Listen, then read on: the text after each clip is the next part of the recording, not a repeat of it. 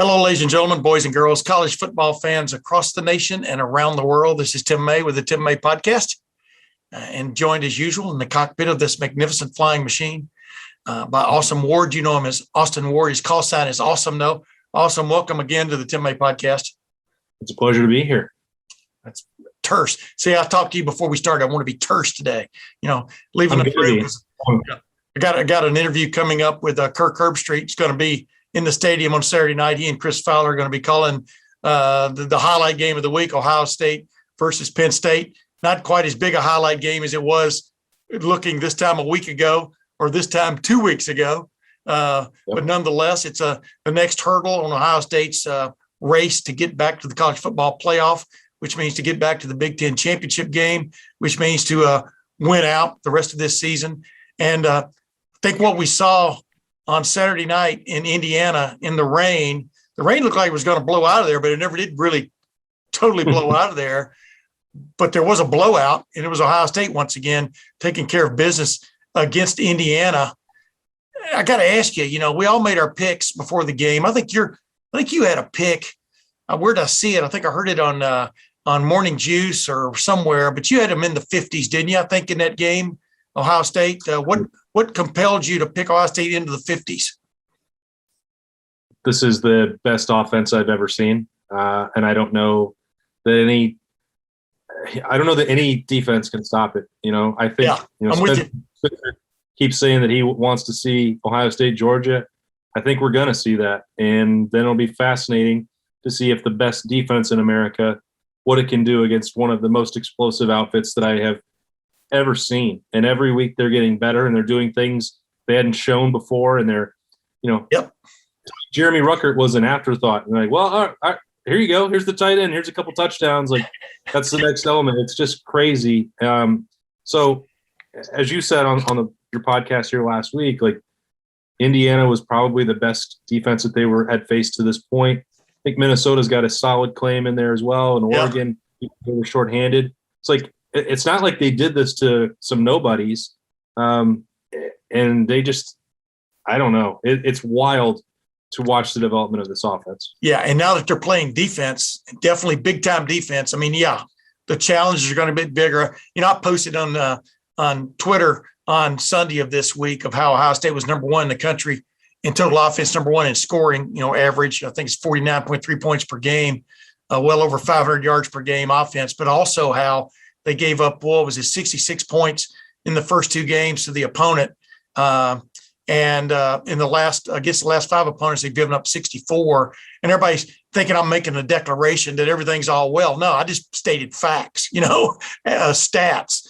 But the bottom line is there's no doubt that this defense is playing better, much better than even 3 games ago, just getting after people, taking away what they want to do, what they want to try to do first. And it's kind of interesting to watch this develop right before your eyes, isn't it? Awesome.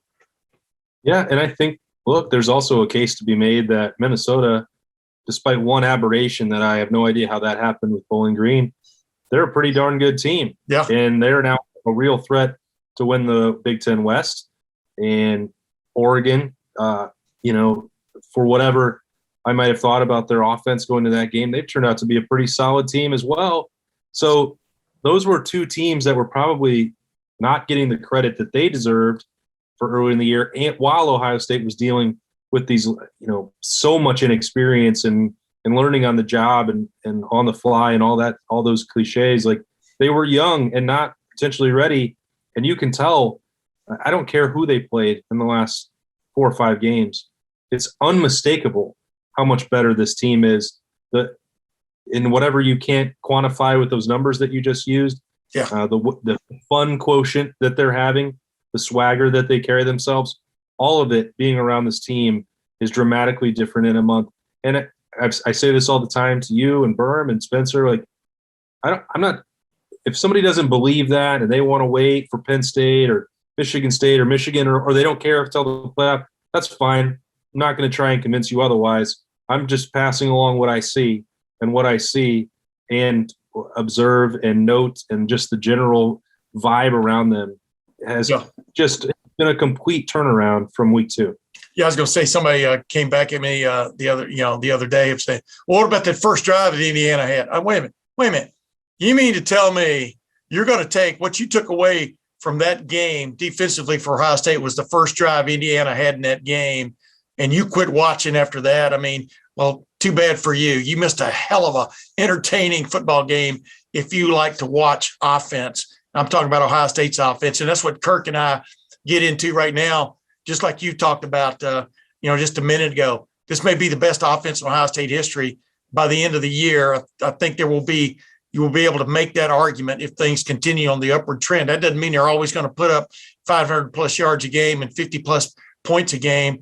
But boy, that sure is trending that direction also. Obviously, Penn State offers a much different challenge this week, especially from a defensive point of view. Penn State, what's wrong with Penn State right now is not necessarily its defense. For sure, it's trying to find some offense. But you and I are going to come back. We're going to chop that up a little bit more. But Kirk and I got into that some, and it was an interesting interview because we recorded the interview on Zoom while he was driving. He and his dog were driving from Cincinnati to Nashville, and it actually turned out to be quite entertaining, number one. And number two, it's a first for the Tim May podcast to get a guy agile, mobile, and hostile on all at the same time and lose very little signal strength during that time. I think you'll enjoy it. Awesome. I can't wait. Well, here we go. Without further ado, here's my talk with a Tim May podcast, irregular, but regular enough for me to call him a pal, Kirk Herbstreit. As promised, ladies and gentlemen, another command performance on the Tim May podcast from Kirk Herbstreit. Kirk, I know you're agile, mobile, and hostile right now as we talk, but I appreciate you coming back on, my man. Glad to be with you. Great to talk college football. What a crazy year it's been. Yeah. And by the way, ladies and gentlemen, to his back right there is his trusty dog, Ben. Much like our trusty dog, Bert. Our dog's only 2.5 years old. Ben looks like he's getting on up there, but nothing better than a good old retriever. Correct, Kirk? Oh, they're the best, man. Ben is the patriarch of our family. I report to him. He's my man. I'm just on a quick drive. Eyes are on the road, by the way. Yes. You're over here. Eyes Yes. are over here. Everybody relax. I'm not a distracted driver. So I am. Ben is wherever I go. Ben goes with me. I have 3 gold retrievers, and Ben is. He's my guy, man. He's the best. Yeah, well, my wife and I have been married so long. We're on our 4th retriever, and he's a black lab. But nothing beats retrievers, and especially the lab version. We had a golden when we first met and stuff, and loved him too, Brandy. But yeah, I'll just jump right into it. I didn't get too much on dogs like you guys do sometimes on those play-by-play broadcasts. But I'm glad you were stunned when they were talking about pocket dogs being the best. I know. I didn't want to crush Reese, but I mean, I let him go. I think he liked a standard poodle, but for me, like you said, retrievers like they're humans basically. You know, they're the best. But I'm a dog guy. Whatever kind of dog you have, God bless you. They're all great. Amen. You know, we got a couple of cats. You can have any one of them your pick. Come on over, ladies and gentlemen. Yeah. By the way, as I told you earlier, our black lab is upstairs sleeping in his favorite recliner right now, so that they are almost human. They are, but they do obey you most of the time. That's what I like about them. Hey, Kirk, real quick, let's just jump into this Ohio State Penn State game, and then we'll move on to a couple other items. But Ohio State is on a roll, no doubt about it. I think in your little your top 4 this week, I think you had Ohio State number 2 in the country again. Maybe I read that wrong, but what was your top 4 after the past weekend's games all settled out? Well, first of all, with the top 4, still early to me. I mean, until you really get into the mid part of November, my top 4 are very fluid. I've looked at Ohio State. I did not have them in my top 2. In fact, I may have had them at 4 or 5 last week. But they've been trending in a direction after their loss to Oregon in a very, very positive direction. 2 areas that they've improved is just the obvious. C.J. Stroud has gotten more experience. Not that he was playing bad. You're right. I thought he's played great the whole year. I think it was just more of, I just feel, and I'm sure you do too, just an aura of confidence. Like he just looks like he's had an aha moment. Like, I think the Oregon game where he still was balling and throwing, I don't know what he threw for 400 yards or whatever it was. 484, second most ever in Ohio State history. Yeah. If that's a bad day, because I know talking to some people in Columbus, some of the folks up there have been a little bit concerned with him early in the year, some fans. And I'm like, what are they concerned about? The guy's never attempted a college pass. And now all of a sudden he's in Ryan Day's system. And yeah, he's got a lot of talent around him, but let's let the guy get a few games under his belt. And now he has. And now he just looks like a guy with answers. So that's the big thing is CJ Stroud now has experience. So he's a different guy. And then this defense that has obviously been the big question mark after the Oregon game. To me, it was really after the Alabama game more than the Oregon game. They've kind of settled in. I still don't know how good they are. I don't think they know how good they are. They will find out in the coming weeks. But the linebacker play with Simon and Chambers, I think, has helped. Rotating them in more. Yeah. The defensive line looks like it's playing much, much better and starting to take games over. And if that happens for any defense, you can obviously be a better group. But so anyway, they just look to be. I watch every team every week. I have for 26 years. That's the best part of my job. Yeah. And I would just say that they are just. How would you not? I mean, you could debate it. Alabama, Cincinnati, Michigan, Oklahoma. You could maybe get into a debate with who you think the second, third, fourth, or fifth team might be. But for me, I had Ohio State at 2. I had Alabama at 3. And I had Cincinnati at 4, Michigan at 5, Oklahoma at 6. So what makes this year to me, Tim, so great is it's wide open. Still, crazy. Even in the big, it is. Here we are with 5 or 6 weeks to go, and there are a lot of teams still thinking about winning championships. Dude, Illinois got beat by Maryland, and then Illinois beats Penn State at Penn State. Sean Clifford returned clearly. I don't even know if he was 90%, much less 100%. But we'll talk about how crazy things are nationally in just a second. But I wanted, as you watched the Illinois Penn State game, a little, whatever you've seen of it. I mean, Penn State did not look like the team it was 3 weeks earlier. Obviously, they lost to Iowa, lost Clifford in that game. Middle of that game, he came back and valiantly tried to play. But what's just your take on them as they head into this game this week, which, by the way, you and Chris Fowler are both going to be in Columbus to call that game that night, but on Saturday night. But what's just your take on Penn State right now? I've been around Penn State a bunch this year. I was really excited to see Mike Yursich get in there, and you guys know Mike from when he was in Columbus, and he brings in a very different offensive attack than what they had a year ago. I know in talking to Sean quite a bit, he has been fired up because it's turning him loose, to be able to attack downfield more. Now, last week, it's an outlier based on the way they played all year. Even the Iowa game, they played pretty well until he got hurt. Then it was a debacle. The only thing I can put my finger on is, you said it, he's clearly not at 100%. I don't know if Mike was overly concerned. Hey, let's just win this game with defense, and we're playing Illinois. Let's not do anything crazy. Maybe that was the approach. Let's not lose it on offense. Let's not put Sean in a place where he could get injured. I don't know what I haven't talked with James yet, James Franklin. But that was as big a shocker as Kansas being up on Oklahoma 3 quarters into that game in Lawrence. Penn State is still a dangerous team. I can assure you of that. Their defense, I feel like, will be the best defense that Ohio State has played up to this point. Brent Pry, their defensive coordinator, is outstanding. They will attack. They'll be very creative. This is the week we're really going to see where CJ Stroud, how much we all think he's improved, because I think he has. But he's going to see a lot more complicated defense. I know Ryan Day will put him in a position to be successful, but it's going to be a fun challenge to see how he handles some of the zone blitzes. They're going to show blitz, back out, hide blitz, and bring it late. And so it's going to require all these reps that he's had up to this point will be tested by that defense. That's the first thing. And then the second thing is Clifford coming back to Ohio. You know, he grew up down in Cincinnati, played at St. X. The last time he came into that stadium as a starting quarterback at Penn State, he got benched. Will Levis, his backup, now the starter at Kentucky, came into the game, actually made a game of it. Yeah. And I know he's got a chip on his shoulder about that game. I know, being an Ohio guy, anytime you come back, you're really fired up. And I think Sean Clifford's going to be no different. Now, how healthy will he be? How does he feel? Remains to be seen.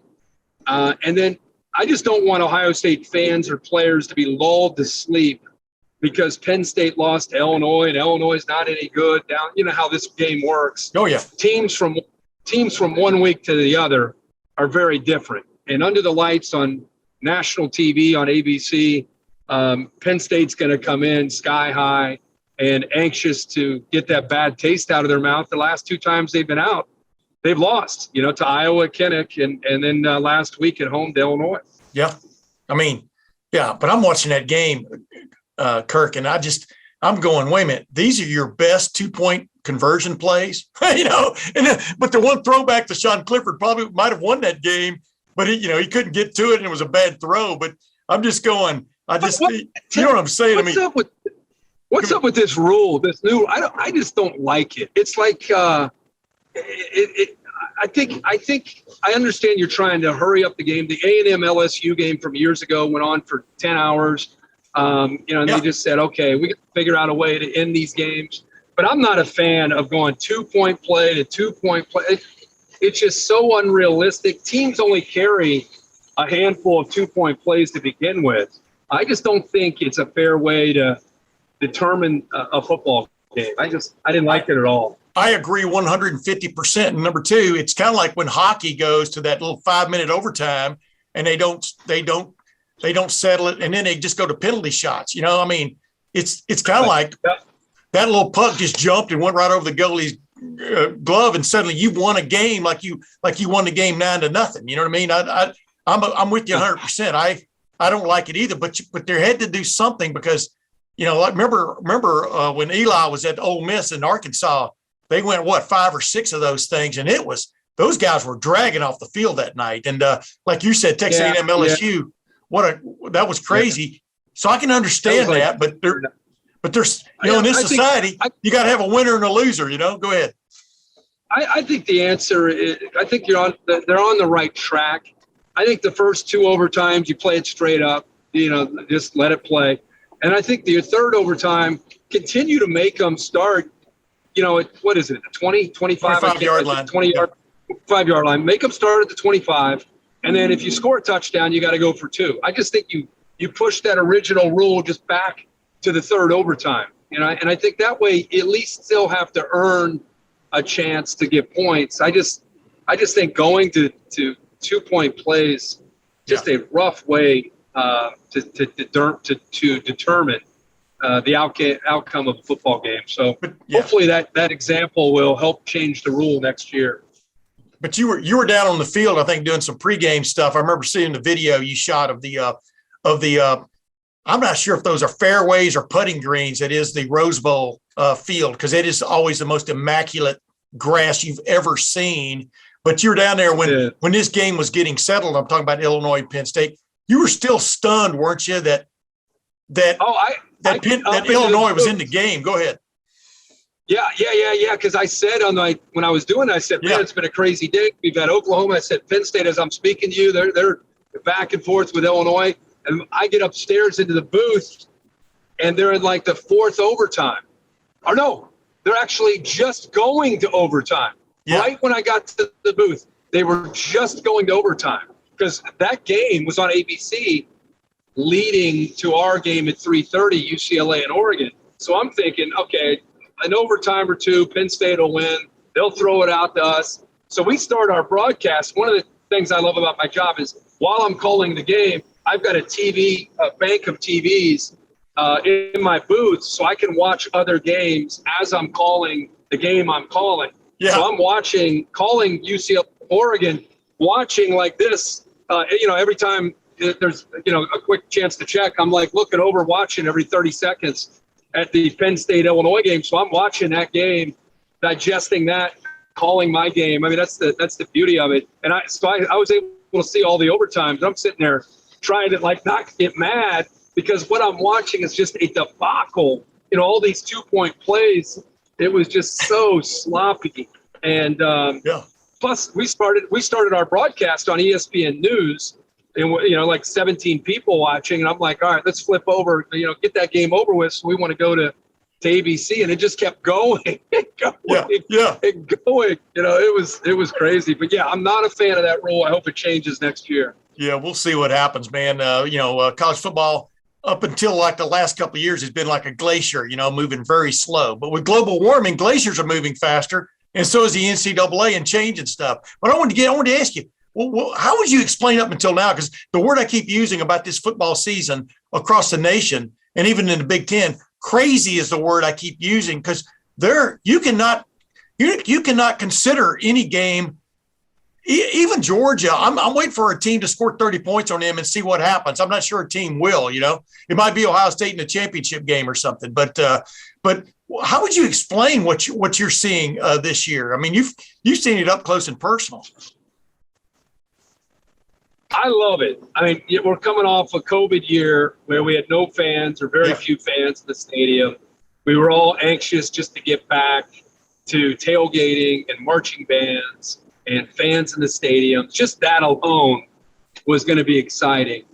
And one of the things that's a little bit of a hang up for the sport is, here we go, new year, Ohio State, Clemson, Alabama. Who else is going to be up there?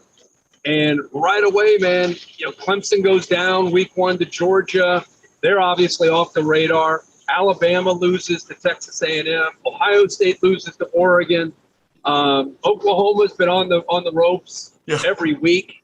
Seems like the sport is as unpredictable this year as it's ever been, and I love it. I mean, it's outstanding. There's nothing you can take for granted.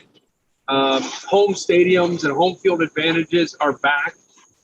Teams feeling like they've got something to prove every week is back in this sport. So, I follow it coast to coast every week, and I can't remember a year. Maybe it's because I'm coming off the COVID year last year, but I cannot remember a year I've just appreciated the sport more than this year. It's been fantastic.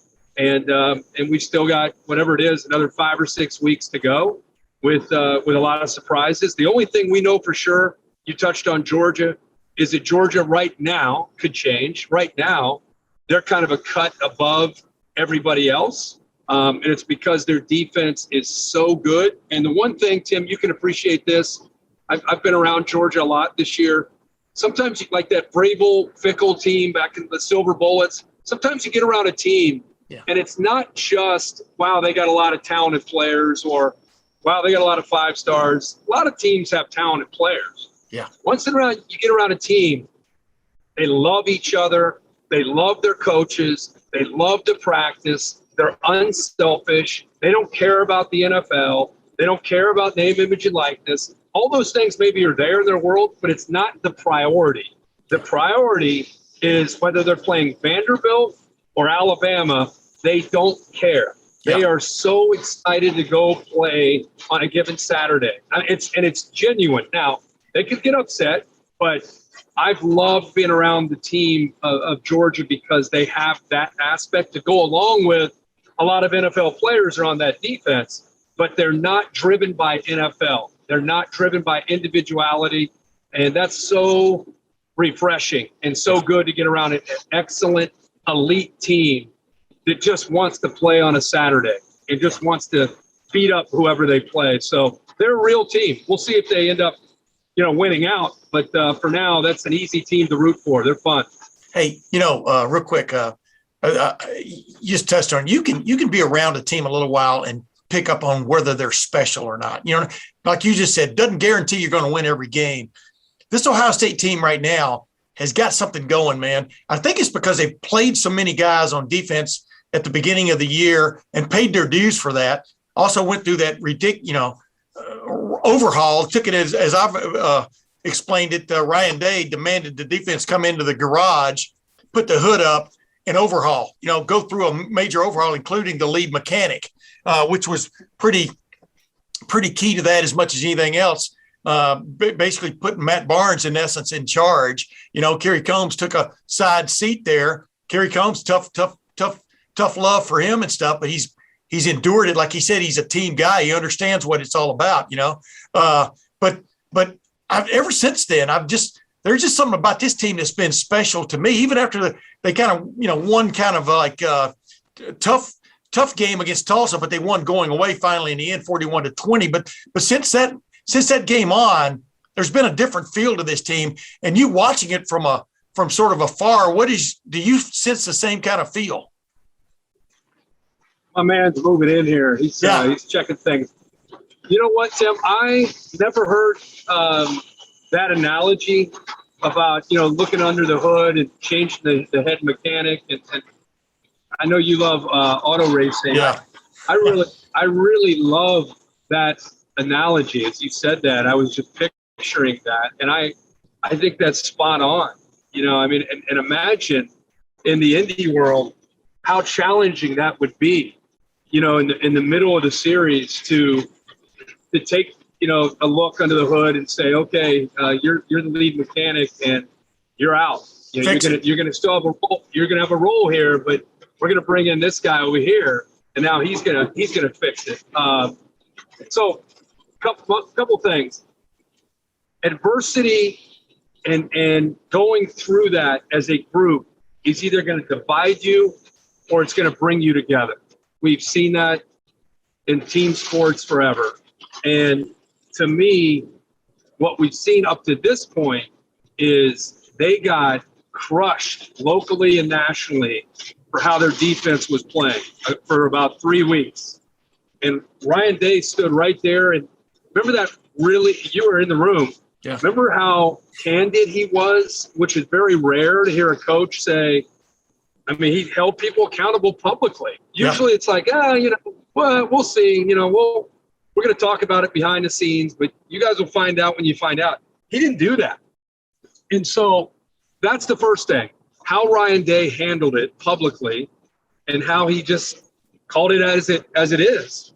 And then how Kerry Coombs publicly talked about, what am I going to do? Tell these kids to handle adversity and then not handle adversity myself? Yeah. I thought that press conference was the press conference of the year. Yeah. To hear a defensive coordinator, instead of like passing the buck or, hey, I don't want to talk to the media, man, he just stood right there. And to me, that may sound easy, but let me tell you, that's unprecedented. Yeah. To see a defensive coordinator get demoted in the middle of a championship caliber season run, and for him to handle it the way he has, he could have been a pain in the ass about it, and he's been a team guy, and I think that's been huge. So how Ryan Day, how Kerry Coombs handled it, and then I think the biggest thing, the players that are recruited by what they have.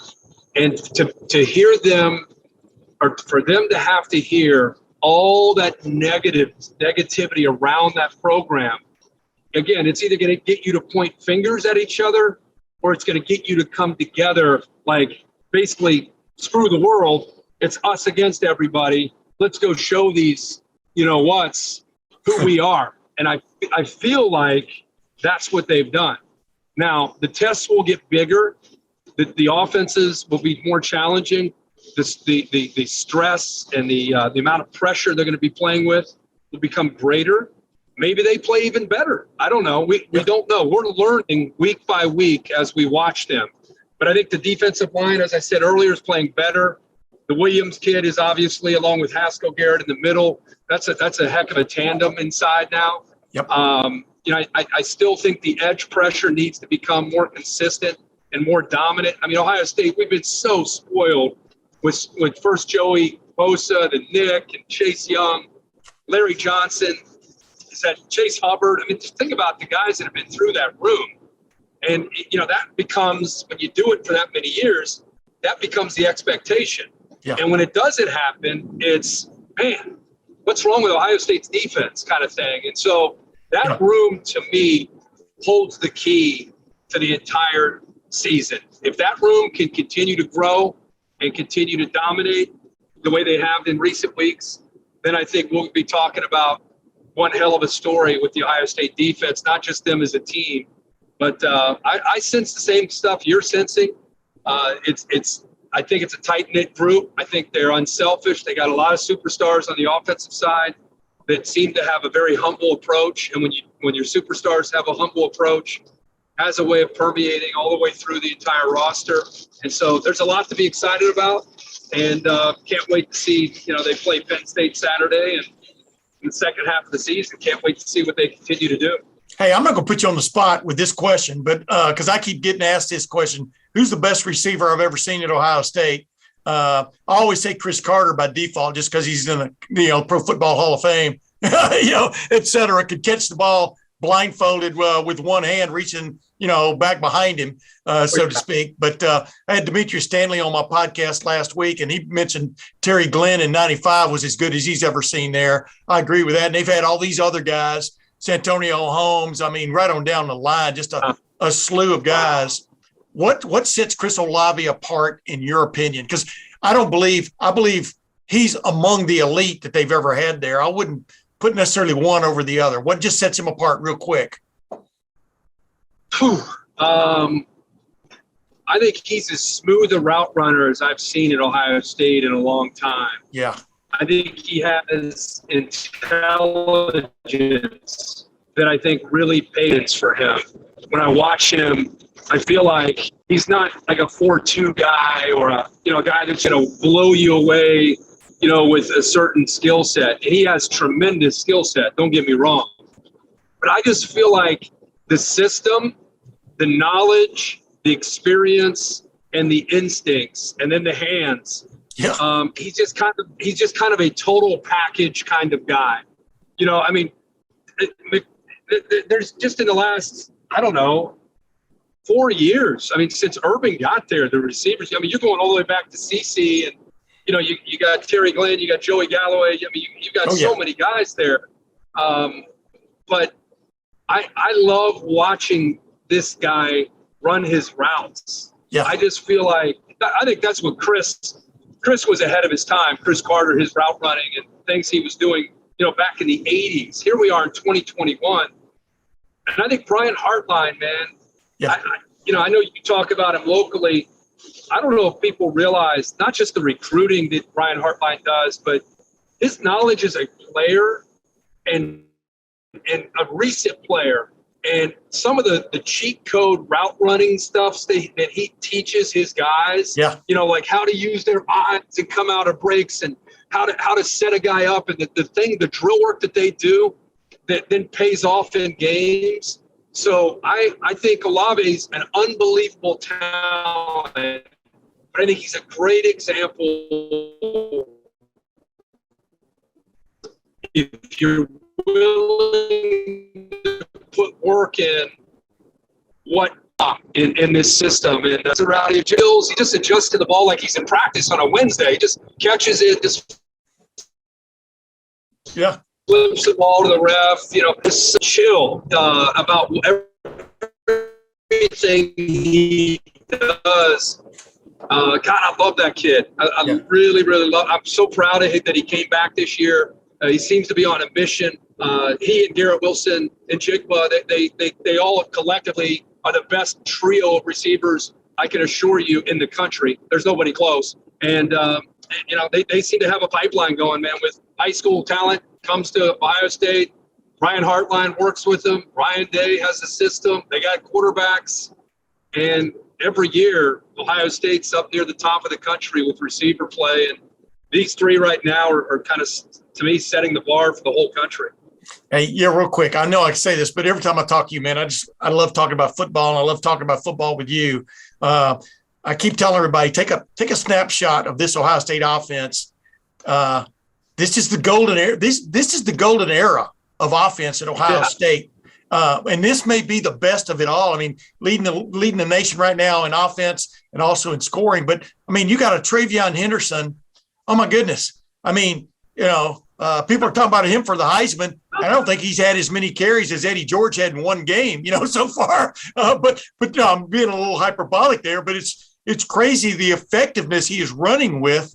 And then this offensive line, I call them instead of the hawking hills, the blocking hills, because oh my goodness, it's crazy how good and how much better they can even be. This is one of those eras, isn't it, Kirk? It's an era. It's not a season. Yeah. It's been a run. I mean, I love Urban, and what Urban did for Ohio State is legendary. Obviously, his 7 years, we all have such fond memories of those teams.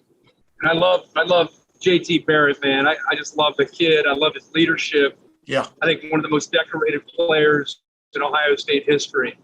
But they were running a lot of QB power in those days. They were running a lot. It was a different way of attacking.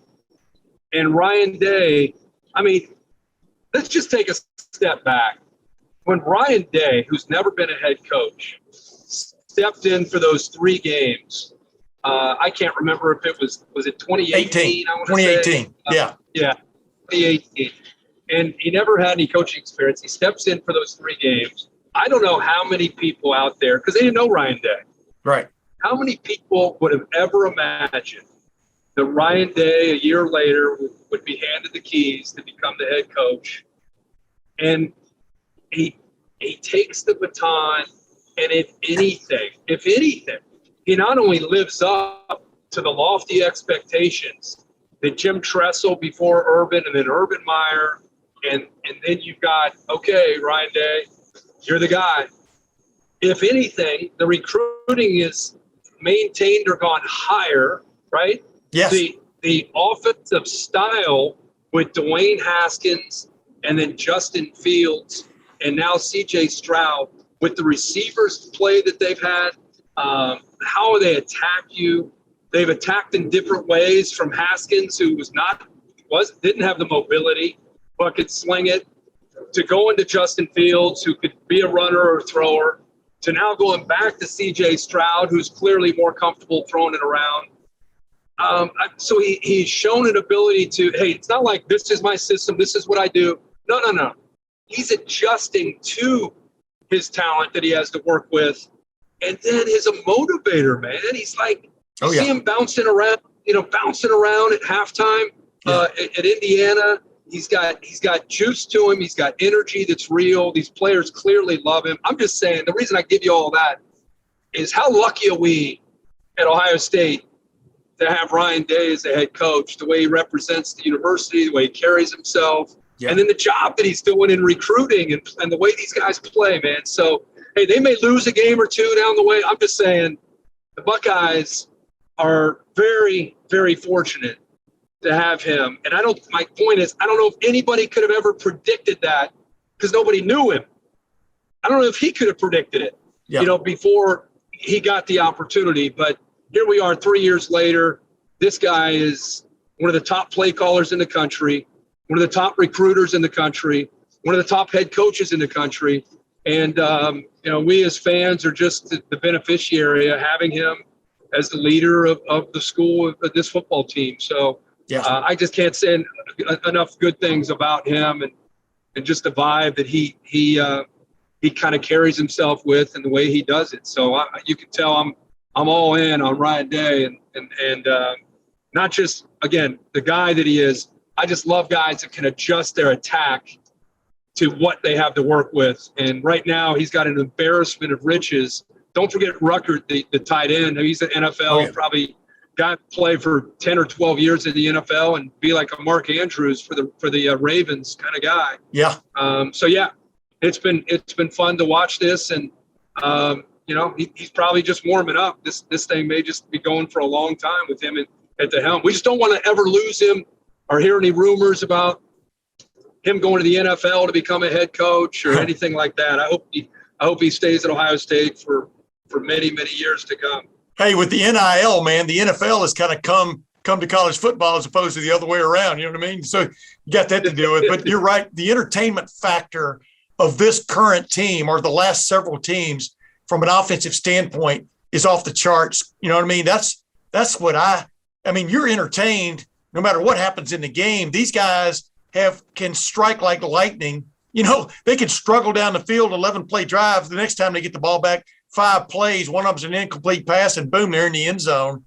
It's crazy how they're Jekyll and Hyde almost in that regard, right? I heard him after last week's game saying, you know, this team's starting to remind him a little bit of the 19 team. The only thing that didn't work out at 19 is we all wanted to see Ohio State's defense that year against Joe Burrow and the LSU offense. Yeah. Right? I mean, that would have been the matchup we would have been talking about forever. And clearly, you know, that didn't work out with the way that Clemson game, you know, the T. Higgins fumble and all that didn't work out. Now, here you go this year in 2021. I mean, if everybody just keeps winning, Ohio State doesn't lose a game.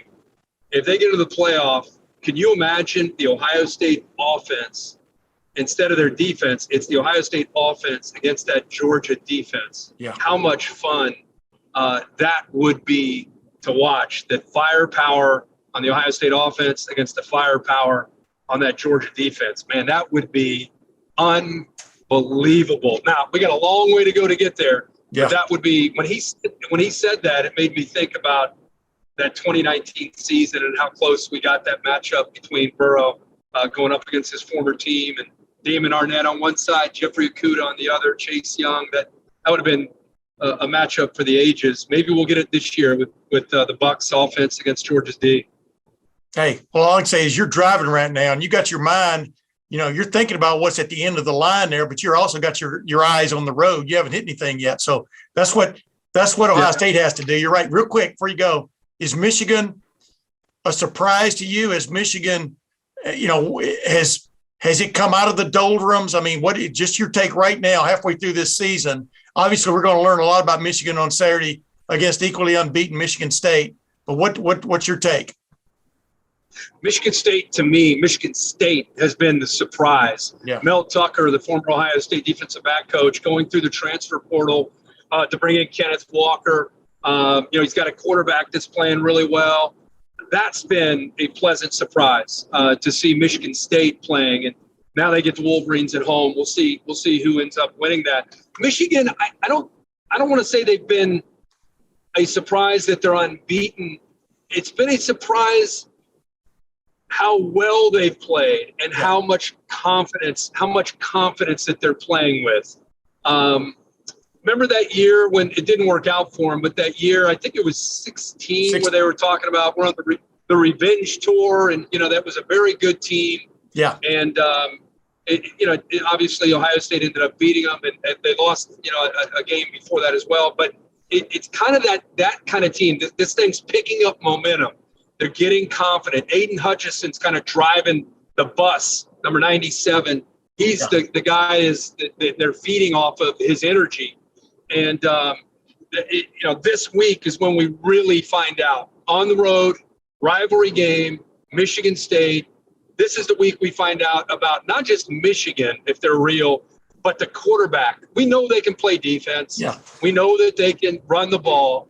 But for them to go where they think they want to go, Cade McNamara, their quarterback, and their passing game, without their top receiver, Ronnie Bell, who's out for the year, he's their version of a Chris Olave. He's a great player, but he's gone.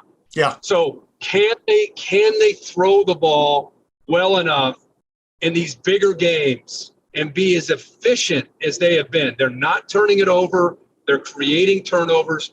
Can they do that in these games coming up against Michigan State, against Penn State, against Ohio State? So Cade McNamara, to me, and the Michigan wide receivers, they're the key. It'd be interesting to see if they can be balanced enough and make people pay for loading up against the run game. Because Mel Tucker, I promise you, without talking to him yet, he's going to put 8 or 9 guys at that line of scrimmage and say, okay, if you're going to beat us today, that quarterback and those receivers, they're going to have to beat us. And we'll see. Kid's pretty darn good, so we'll see if he can do it.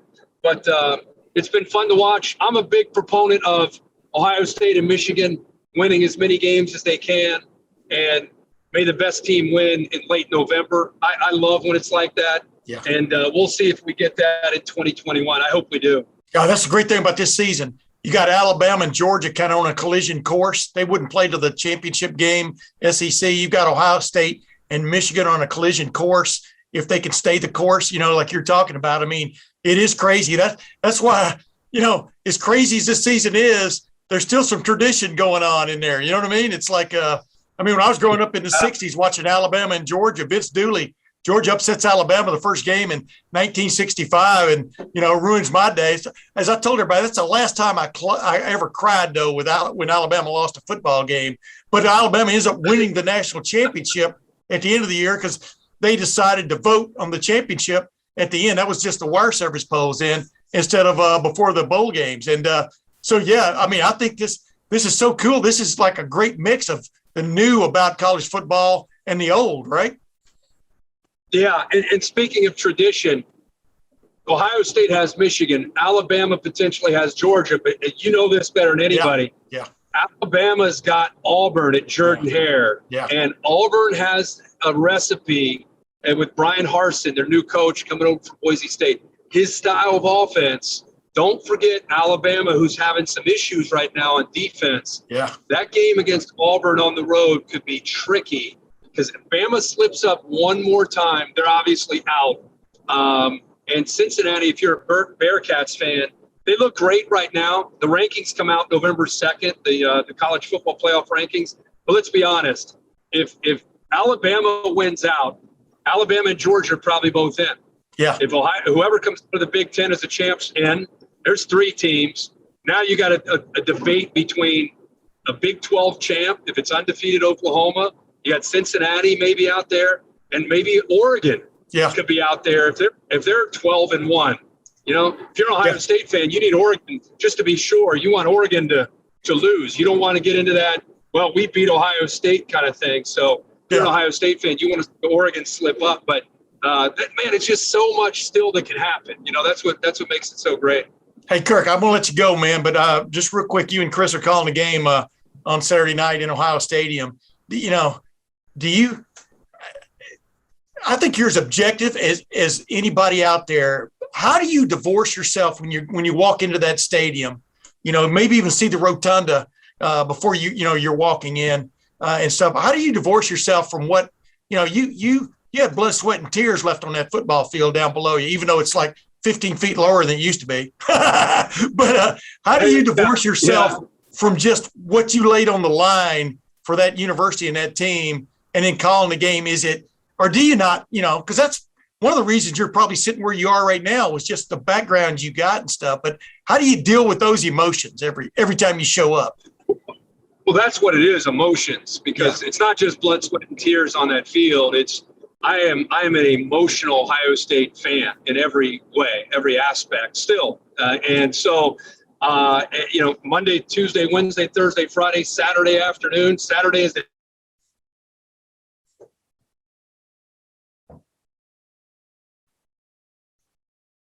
teams are warming up. Internally, as the team's warming up, I'm a Ohio State fanatic. Like, you're never going to meet a bigger Ohio State fanatic. And now the game starts. It's not that I divorce myself. I just have an ability to analyze whatever I see. I'm just going to talk about the game. Some of it's good for Ohio State. Some of it's going to be good for Penn State. It's never been a thought in my mind, I better show people I'm objective. It's just simple. I talk about the game. Yeah. And if it's really good for Ohio State, it's really good. And if the game dictates what I say. And it makes it very easy to compliment Ohio State because they do a lot of good things. But if CJ Stroud throws 5 picks and Ohio State gets blown out Saturday, I'll be talking about Penn State's defense and a great job that they're doing. I'll just be very analytical. Yeah. And then after the game, I'll be very sad that Ohio State lost a game. But, dude, I am the same guy I was as an 8-year-old. Now I'm 52, and I'm just calling games for a living. And man, I'm a diehard Ohio State fan. I watch everything. Ohio State basketball. I mean, you name it, I'm all in. So yeah, I've been doing it now 26 years. So it's you kind of get accustomed to doing Ohio State games. But I just, best way to describe it, I analyze the game, the good, the bad, the ugly. You just analyze it and break it down. Yeah, absolutely. I mean, I will say this. It's the first time I've been back having a son on the sideline. Zach's a preferred walk-on that's there and wearing number 89. And, to see him in a pregame on the field in his uniform will be really cool for me, because it'll be the first time. My wife's been back. Allie's been back quite a bit with my youngest son, Chase. But and my son, Jake, who goes to school there now, they all get a chance to see him. And friends of mine, they send pictures of him. And on game day, one day, they showed, Zach, his uniform. But to see him there, that, it makes me think of my dad, myself. I mean, it's 3 generations now that have worn that uniform. So that part of it, I think, I'm not numb to that, or it's not that I have a blind eye. I'm very, very aware of that. And that'll probably, I'm kind of an emotional guy. That'll probably bring a tear to my eye just to see my son, Zach, out there wearing that uniform. Dude, I got goosebumps I was just about to bring that up, but I got goosebumps when you brought it up. I mean, I can't think of anything better. I mean, it's, wow. What a family legacy there too, man. I mean, it's crazy. Hey, I'll let you go, man. I really, truly appreciate you, Kirk. You know that, man. And, you've always been one of my favorites. I always say that all the time. Every time I have an ex-Buckeye on here, I talk about him, one of my favorites, but you'd be in that elite category. You and Eddie, Orlando. Yeah. You and I go way back, man. I appreciate you. And anytime you call, I'm always here for you, man. You know that. Yeah. And I just want to say this. My high school coach, Bob Gregg, he passed away. He passed away on Sunday. He was 88 years old, Ohio High School Hall of Fame. I'm such a huge fan of Ohio high school football. And the coaches, you talk to anybody on a national level, there's such an appreciation for Ohio high school football, the coaches that are out there. These guys get the game, old school approach in many cases, much like my coach, Greg, was. And just real lucky to have him in my life. And just want to encourage all those coaches that are out there. You guys, I know you're all trying to win a state championship and win games, but the difference that you make in players' lives, that's so much more important than just trying to win games. And Bob Gregg, you talk to anybody that played against Centerville, or especially played for Centerville, for Bob Gregg would tell you that the difference that he made in so many kids' lives who played for him. He's just kind of a Vince Lombardi, Bo Schembechler, old school, Woody Hayes kind of guy. And I think a lot of people have full hearts, but really reminiscing and appreciating everything he's done for us in our lives. Absolutely, man. 301 wins, number one. But number two, like you said, what'd you do for me off the field? Give me just one little, short example of some interaction you had with him that still sticks with you. Well, he was a throwback guy, and the bigger superstar you became, the tougher he was on you. So, as I became a guy that was being recruited, it was almost like he wanted to prove to people that, this guy's not special. So he would go out of his way to kind of come at me and test me. And I learned at a really young age about respect and humility and perseverance and hard work and waking up at 5 a.m. and doing things that I never knew that mentally I was capable of doing. And some point in your life, whether it's a drill instructor and, in the Marine Corps at Parris Island or somewhere along the way, you learn, hopefully you get a chance to learn about mental toughness and being a part of a team and how the team's so much more important than you, and your own drive to become great individually comes second to what we're trying to accomplish as a team. And he taught me that and then reinforced that as I got some individual attention. I would deflect. As soon as the media wanted to talk to me about anything about me, I instantly deflected anything and everything. And to this day, I do that. I hate individual attention. I hate individual accolades. I think it all goes back to, number one, the way I'm wired. Number two, the way he taught me that the team is so much more important than you. And it's just, there's so many things I can tell you that I learned from him that, you use, whether it's as an employee, a husband, a father, every aspect of your life. I go back, and a lot of my buddies, Darren Brown, all of us are still good friends to this day. We all go back to the stuff that he taught us, and help mold us to the people we are today. I mean, he deserves all the credit. And like I said, there's so many great high school coaches out there that are doing the same thing. So when I think of him, I think of Ohio high school football and those valuable life lessons we all learned along the way. That's what I love about your book, man, that you did. You know, Gene Wojciechowski basically put it together for you, but your book, I mean, you didn't just tell incidents, you told the stories and the lessons learned before, during, and after the incidents. And that's why your book, I think it's probably selling pretty well at this point, but came out in late summer. But I enjoyed talking to you about that on my podcast way back in the spring, and people can go back and listen to that too if they're interested. But yeah, the lessons you can pick up, man, are just crazy around organized sports if you've got the right leader in charge, right? Amen, man. So glad you gave me a chance to talk about him. And like I said, I always love coming on with you. Maybe we can do it. Buckeyes keep winning games. Maybe we can do a big one around the Ohio State-Michigan game. Hey, yeah. And by the way, hold a spot on me with the elevator going down again this week. Okay. So they always hold that elevator just for you, man. It's always special. Kirk Herbstreit, ladies and gentlemen, thanks for joining the Tim May podcast. Hey, man, it's always a pleasure to get Kirk Herbstreit on my podcast. Awesome. And, you know, he and I get to talking football. It's kind of like when you and I get to talking, the clock doesn't stand still for sure. If anything, it goes around and around and around. But always enjoy having him on, and he was quite entertaining. You agree, right? Always, yeah. I'll gladly cede as much time as necessary to Kirk Herbstreit if he wants to keep coming around. Well, I'll tell you what, my last few podcasts have been really stem winders, if you follow my drift. So if you and I can keep it terse here in the next several minutes, that would be great. But, you know, you're willing to talk and say as much as you want as far as I'm concerned. I know you're willing to. I said that wrong. You're welcome to. Yeah. But with that said, let's just get right into it. 3 weeks ago, this looked like a big-time collision coming, Ohio State versus Penn State. Then Penn State loses on the road at Iowa, lost its quarterback in the middle of that game, and went offenseless the rest of the day at Iowa and loses that game. Goes in, Sean Clifford returns after an off week, and definitely was not, you know, Penn State was trying to play left-handed, trying to run the ball a little bit more than maybe it wants to, instead of pushing the ball down the field with this passing game, and paid the price in that game. Gets upset by a 2-win team, Illinois. They get upset at home.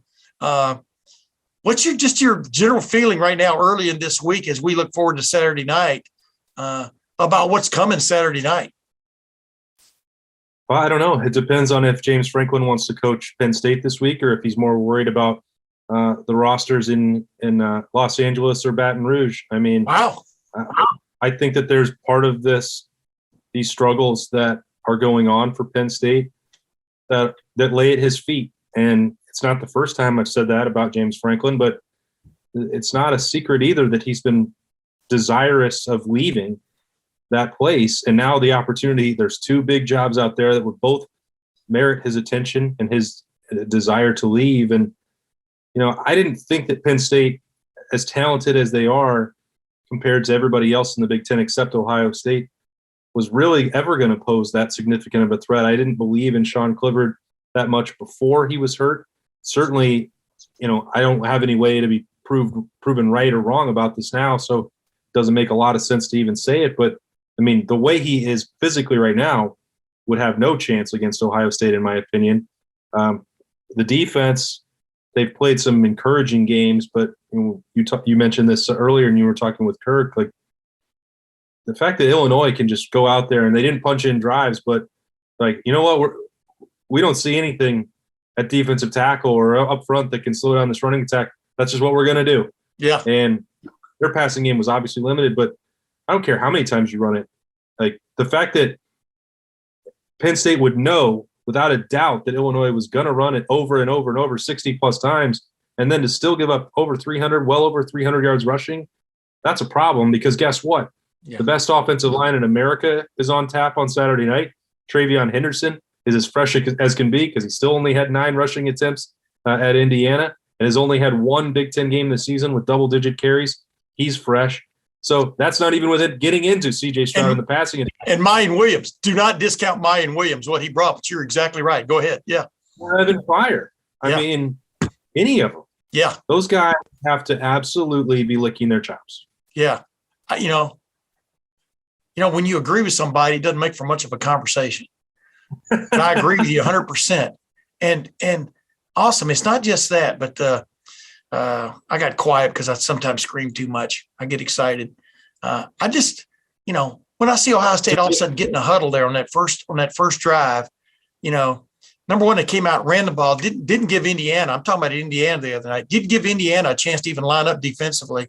They get in a huddle and then they scream up to the line of scrimmage and run a play quickly. How many times have we seen we saw Ohio State huddle more in that game, maybe more in that first drive than they've huddled in the last 8 years.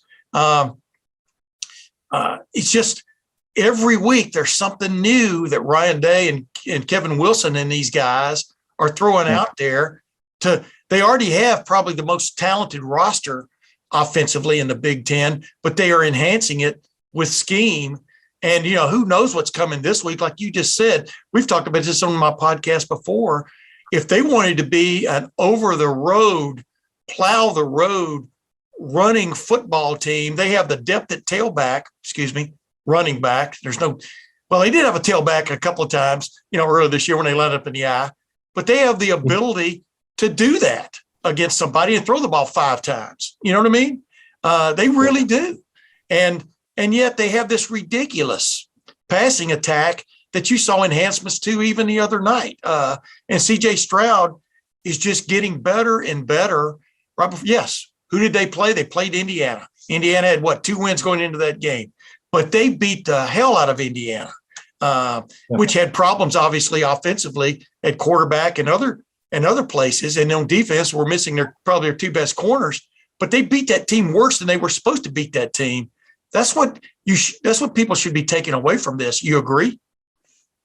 Yeah, I mean, ask Oklahoma how fun it is to go on the road and play a conference opponent that's overmatched. I mean, look, college football games are hard to win, and I know that sounds easy or is exaggerated that the good teams should always win every single game they play. It doesn't happen. That's why we all watch this sport, and why even a Saturday that looked like it was going to be one of the most walk through boring ones on the schedule of the season turned out to be pretty wildly entertaining, including Illinois upsetting Penn State and taking some of the shine off of the game here this week. Yeah. I mean, you have to go out ready to play every single week. And it sounds like a cliche or like you're pitching the sport to somebody, but it's just the absolute truth. These games are hard to win. So the fact that there were all these things that could have, distracted Ohio State. They're on the road. They're 3 touchdown favorites. Oh, it's raining. None of that stuff fazed them. And with the exception of one defensive drive in the first quarter, which then they immediately, corrected as the game went on. I think 5 they plays, gave up 75 yards. Yeah. I think they gave up fewer yards for the rest of the game than they gave up on that one drive. Yeah, but they retaliated 5 plays, 75 yards in one of those typical lightning drives. I'm talking about Ohio State did. Yeah, exactly. But you mentioned that earlier on. Like, what did you miss if you just evaluated them on one defensive drive? Well, the rest of the game was more productive than the first drive was, and wound up with 14 tackles for loss and 5 sacks. And those are just facts. So I think you have to assign some value to that because there's really no other option. You're just going to wait and make a judgment on the playoff? Well, you have to get to the playoff by beating the teams in the Big Ten. It's not Ohio State's fault that they can only be judged that way or that some only want to judge them that way because they've built this monster and the rest of the Big Ten can't keep up.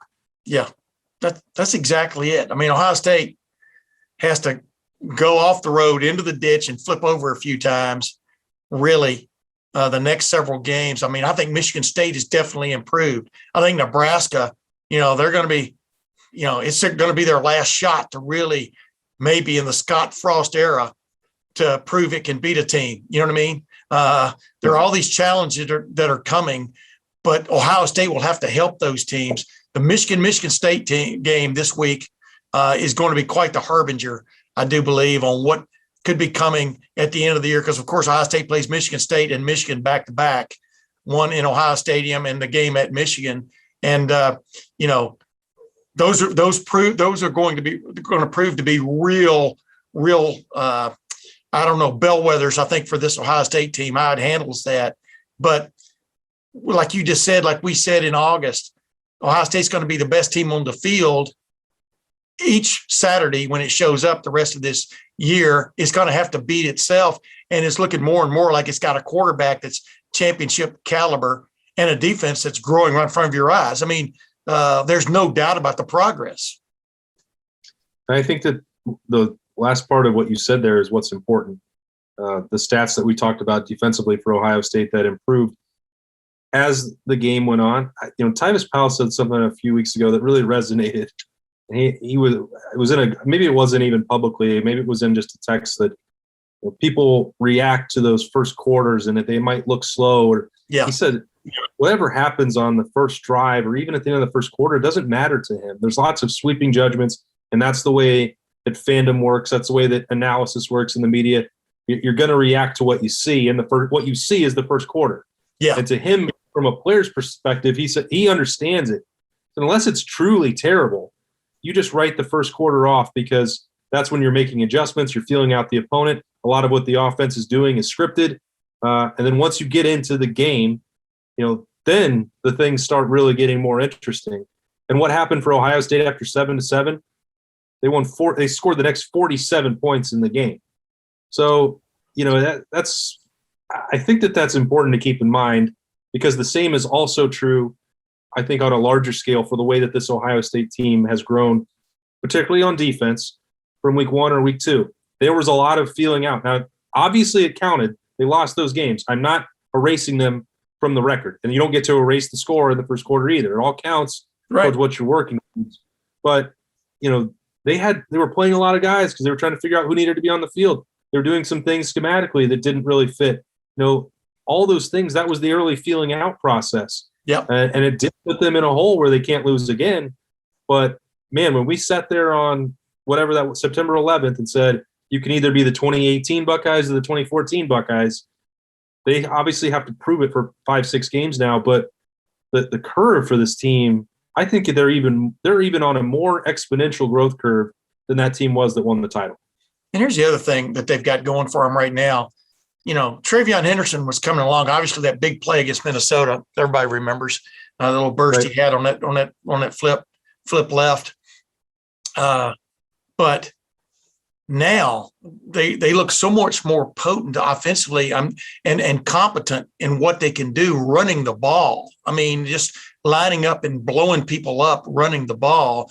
And with Mayan Williams coming back, I really truly believe he is the second back on this team. I mean, I think you agree with me on that. I don't think there's a debate, but just the 1-2-3 punch they can throw at you running back wise, maybe even 4 punch with Evan Pryor in there and Master Teague if he gets to come back this week. Missed last week's game.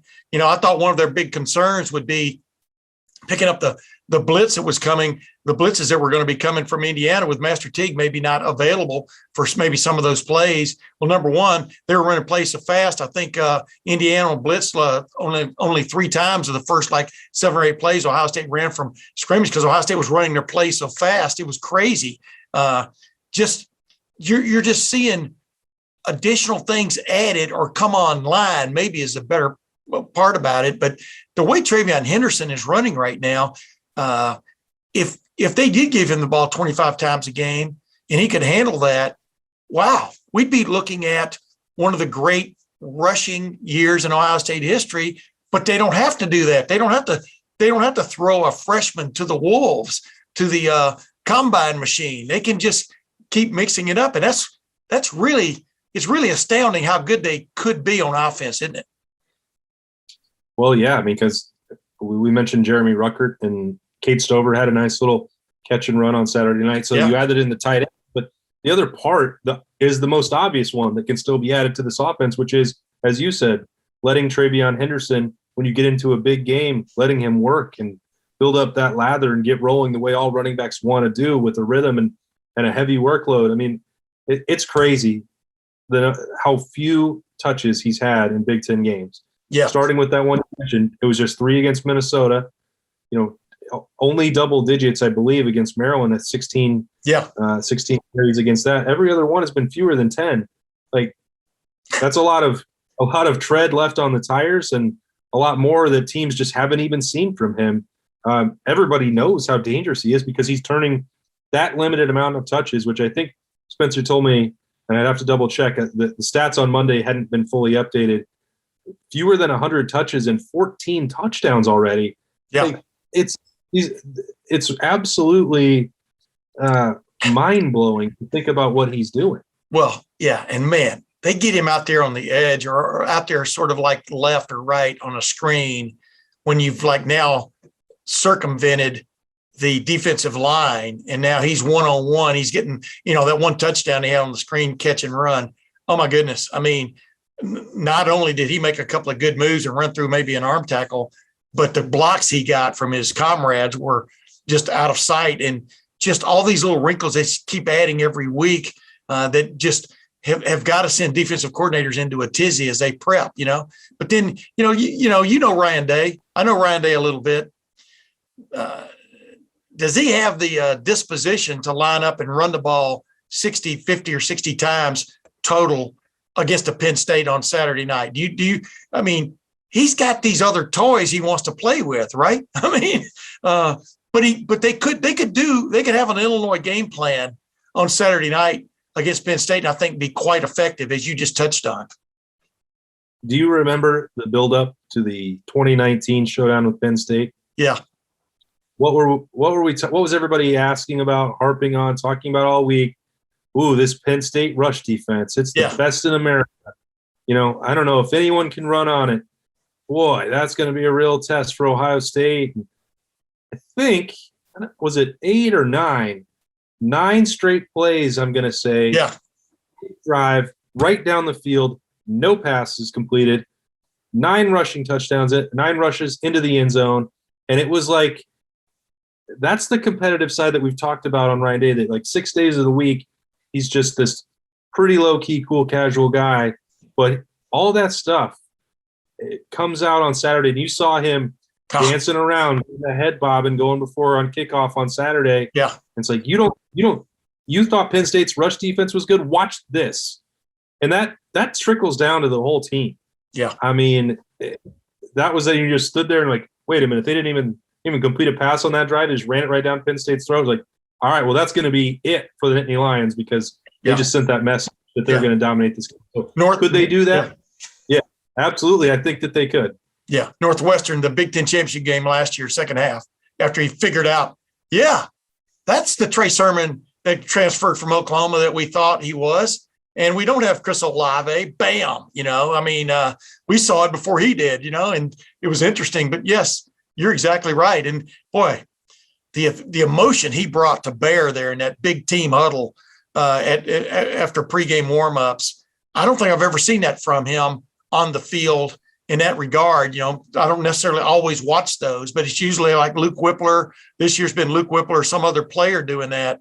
I mean, Ryan Day knew his team was coming off an off week, knew they had to bring it. They were playing in the rain at Indiana, and he definitely was going to make sure he did his part to rile them up. And wow, it was crazy, right, to watch that.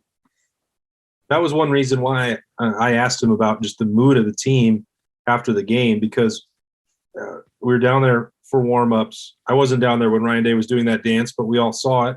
Yeah. But the way that they came out, Chris Olave would catch a deep throw as they're going through warm-ups, get to the end zone. And during a game, he likes to do a lot of shaking hands and being all business, but he caught a touchdown on air and just started, busting out some dance moves. And we've seen the wide receivers and quarterbacks do that huddling up and all the dance moves and like the smiles, the dancing, the singing to the songs in the stadium, all of it's different.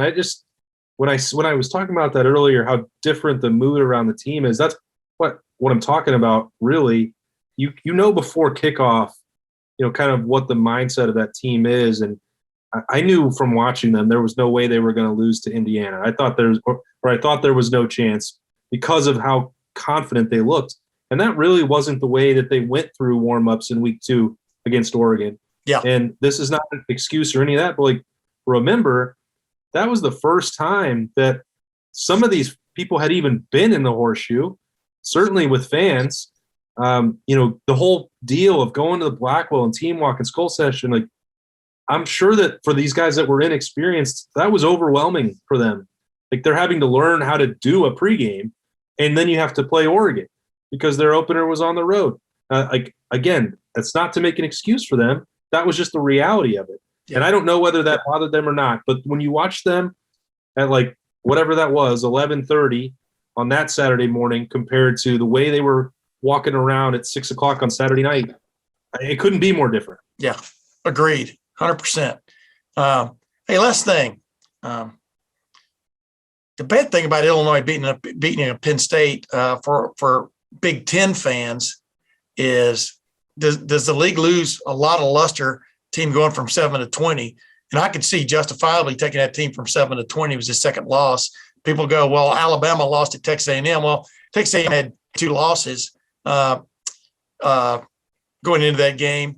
Illinois had 2 wins going into the game against Penn State a few weeks later. There are all kinds of reasons why you would drop a team because they didn't look very good offensively. And finally, in the end, they couldn't make the defensive play to save the day either. I think your defense is still pretty sound, pretty good.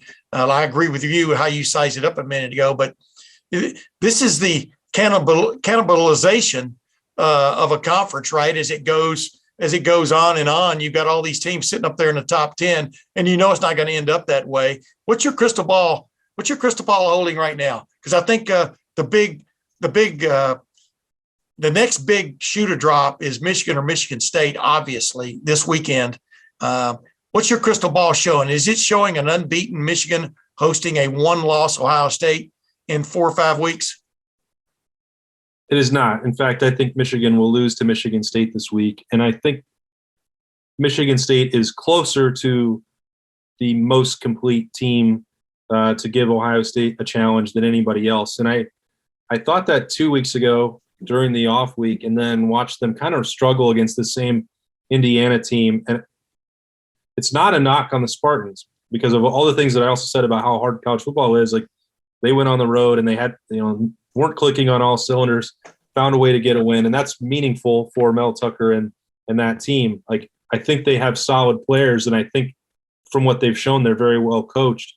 But the difference in talent between Ohio State and everybody else is so significant that also what you said earlier about driving off the ditch is correct. Like, Ohio State has to make some mistakes.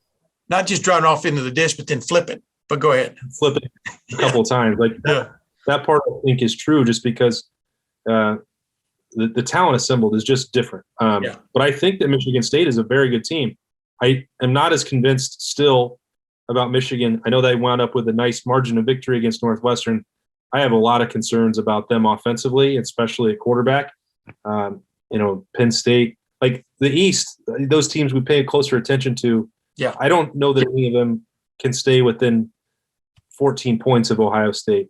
Yeah. I think what's really interesting now is that crystal ball starts forecasting Indianapolis to spin it way ahead. It's the point that my head's kind of been at. Like, Minnesota has a real chance to win the West. Yeah. And people, we saw how competitive they made it because they have a ton of veteran players, and they lost Mo Ibrahim, which is unfortunate for them. But then they've had 4 other running backs get 100-yard days since then. They still have a chance. They're going to have a big one at Iowa, and then they host Wisconsin. That's a little bit of jostling going on there.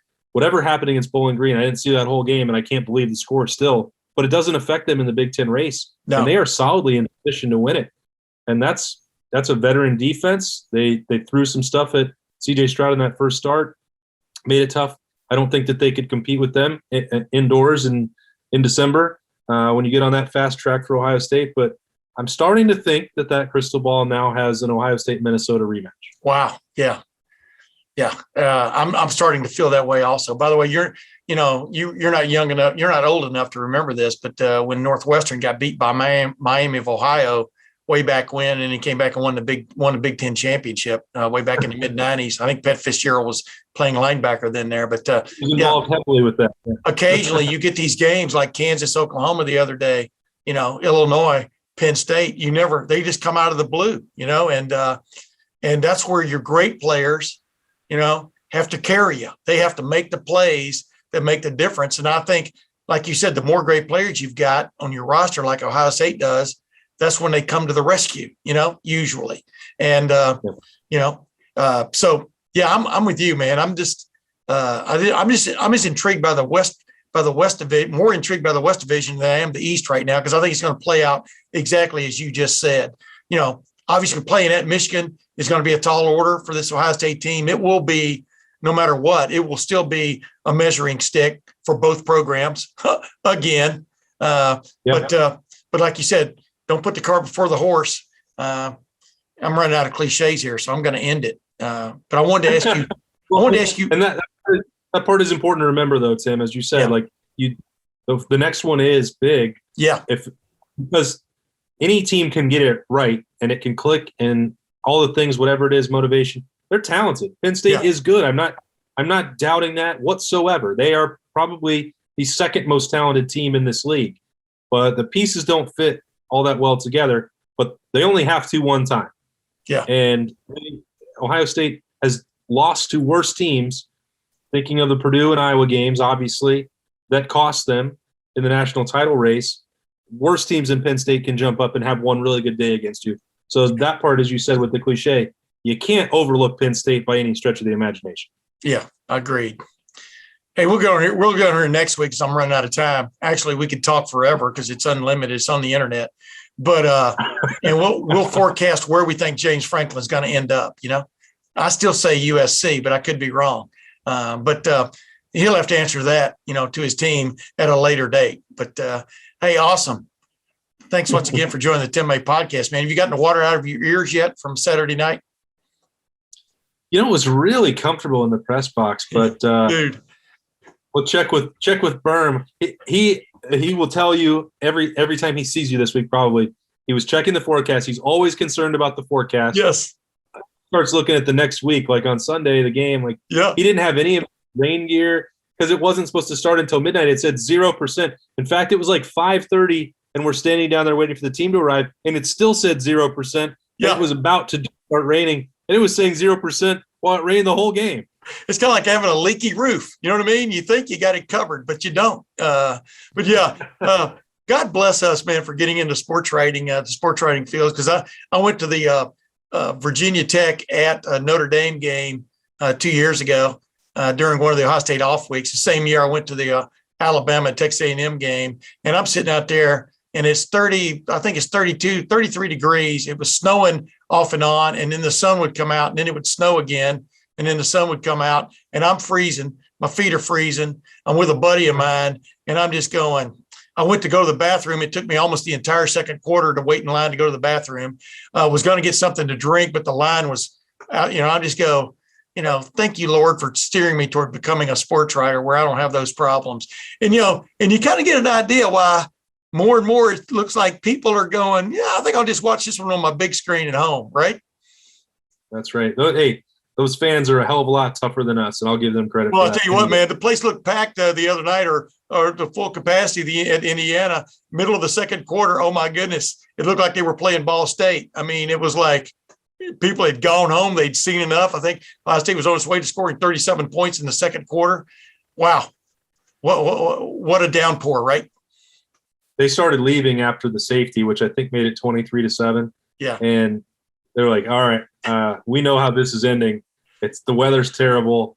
We're going to the bars in Bloomington." And hey, I don't blame them for that either. Sometimes you got to make a business decision. I think you pointed out on Twitter. I think it was you that pointed out there was a traffic jam of people leaving the stadium in the second quarter. That's rare. You don't see that a lot, But the best time to beat traffic was to actually watch the game. Yes. Exactly. And that's what my mom would have made us do because she paid good money for those tickets. That's what she always told us. Hey, awesome. Yep. Thanks again for joining the Tim May podcast, my man. And ladies and gentlemen, thanks for joining us again also. I hope you listen to this whole thing. Remember, you can always download this and listen when you're just driving around. But you know what? Until next week when we dice up this Penn State game, it's still a key game for Ohio State. Awesome and I will be back. We'll be dicing up. We'll have another guest or two on too. But until then, for Awesome Ward, this is Tim May. We'll see you then.